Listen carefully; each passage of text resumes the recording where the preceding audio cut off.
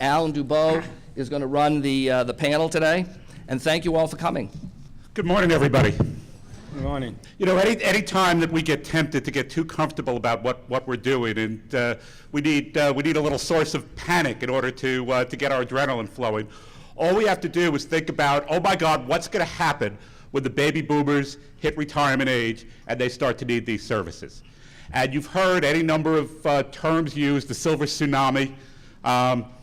Christopher Buckley wrote a best-selling book called Boomsday with his doomsday scenario about what happens as the baby boomers age. There's no question it's an issue that we're going to have to deal with. And as you hear all the prognostication about what care is going to look like in the future, this is a major focus. And in fact, those of you who were at last year's program, that was a part of what the discussion was, how we're going to move to the future.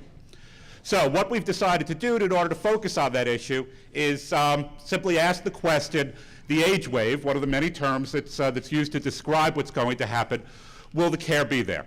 And in order to focus on that, what we decided to do was look at the year 2030.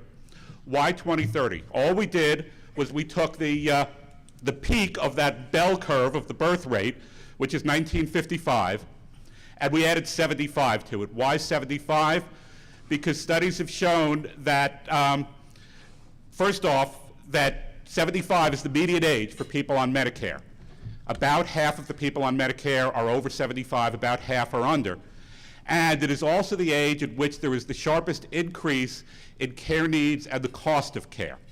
And the fact is that those medical needs are a lot of what drives what we do. And if you think about what all of you do here, whether or not you're involved directly in health care, what happens to us physically as we age is a big part of the motivation for why people need the services that you provide.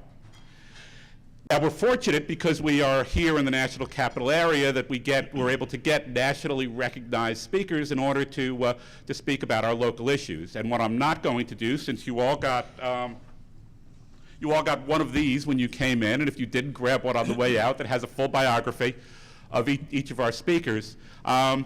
What we are going to do is we're going to start with a bit of an overview on the issue, which we're going to get from John Haga, who is with the National Institutes on Health and is considered a national expert on the demographic issues that we're going to face. And then we're going to deal with one of the things that you can't escape if you're here in the district is the fact that this is a multi-jurisdictional area and that what happens in the district happens not just within the bounds of the District of Columbia and the areas around it.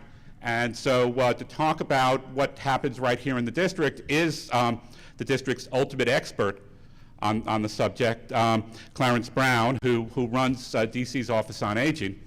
To talk about what happens in Maryland, Secretary Gloria Lawler, who is basically the head honcho for aging issues for the state of Maryland.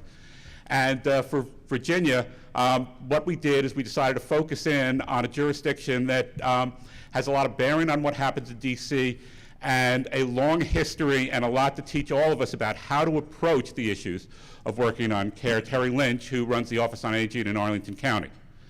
And so what I'm going to do, because you didn't come here to see me, is move over to our speakers right away. We'll go in the order in which they're seated.